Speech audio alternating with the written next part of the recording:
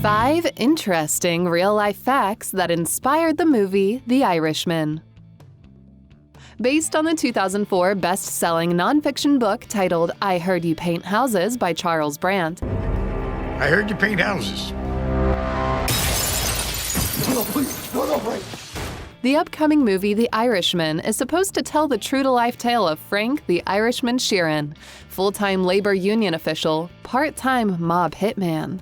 In this video, we'll take a look at 5 of the most interesting real-life facts about the movie, The Irishman. Number 5. The name Jimmy Hoffa. If one would talk about The Irishman, it can't be helped but bring up the name of Jimmy Hoffa. You see, Hoffa is yet another labor union leader, the Teamsters Union to be exact, who gained national fame when he faced the brothers John and Robert Kennedy during a series of televised Senate hearings in the late 1950s. Hoffa's reputation of being the tough guy who fights for the little guy was quickly tainted when rumors of him being connected with the mobsters surfaced. Whatever you need me to do, I'm available.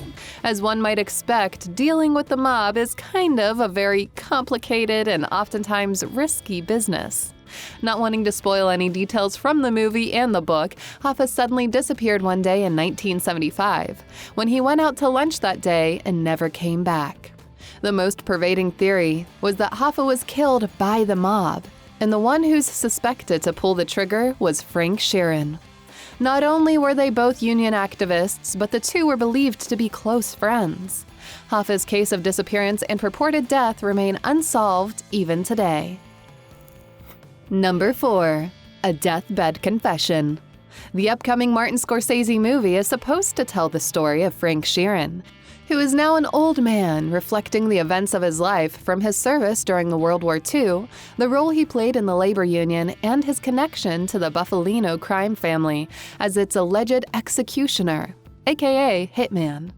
Much of these details were revealed in the book I Heard You Paint Houses. Its author, Charles Brandt, was a medical malpractice lawyer who got hired by the Philadelphia mob to secure Sheeran's early parole. Brandt would go on to write the book. According to Brandt, Sheeran confessed on his deathbed that he was the one who killed Jimmy Hoffa. How many shots were fired at Jimmy? 2. You were the shooter. That's right. Long before this, Sheeran claimed to reporters over and over again that it was he who had done the job.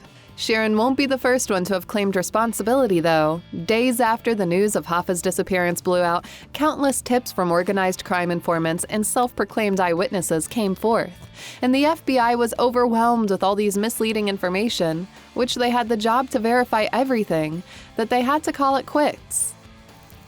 Number 3. A battle-hardened killer. In 1941, Sheeran enlisted in the U.S. Army, where he eventually joined the 45th Infantry Division, known as the Thunderbirds. The entire 411 days of combat in North Africa was a bloody affair. According to Sheeran, he became part of the numerous massacres and summary executions of German prisoners during the war. In the book, the father of 3 confessed that he and the other GIs showed no mercy to enemy soldiers, even after they surrendered. In one account, they intercepted an enemy transport vehicle packed with German soldiers.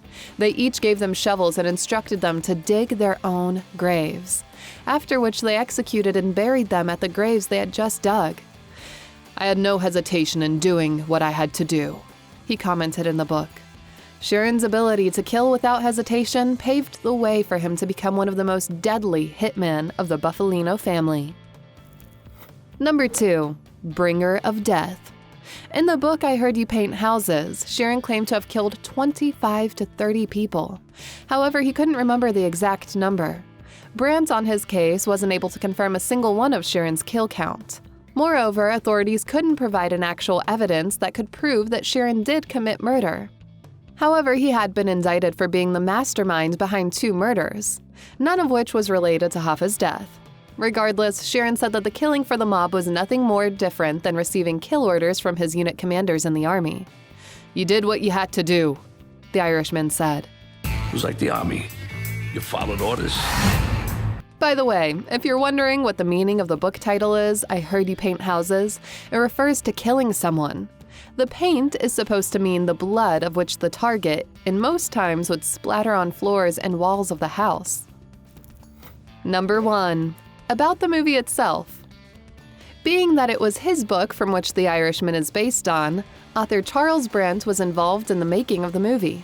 He served as a script advisor for the Scorsese film alongside Steve Zaillian of Schindler's List fame.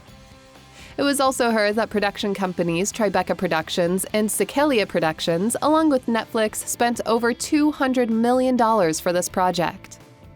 A huge bulk of this budget was intended for the special effects needed to make main cast members Robert De Niro, who plays as Frank Sheeran, Al Pacino as Jimmy Hoffa, and Joe Pesci as Russell Bufalino look 30 years younger in a lot of the scenes in the movie. The Irishman is a 9th feature collaboration between De Niro and Scorsese, and the 4th film to star both De Niro and Pacino in the same screen. The Irishman first premiered at the New York Film Festival on September 27, 2019, and it will be released on November 1, 2019 on Netflix. Thanks for watching, and don't forget to hit that like button and subscribe to our channel for more videos like this.